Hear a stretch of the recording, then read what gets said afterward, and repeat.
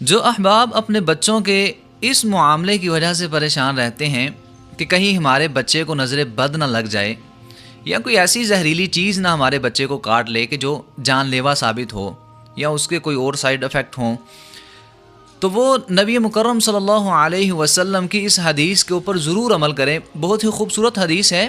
نبی مکرم صلی اللہ علیہ وسلم حضرت حسن و حسین رضی اللہ عنہما کو ایک دم کیا کرتے تھے، اور فرماتے ہیں کہ ہمارے والد حضرت ابراہیم علیہ السلام بھی حضرت اسماعیل اور حضرت اسحاق علیہ السلام کو ان کلمات کے ساتھ دم کیا کرتے تھے۔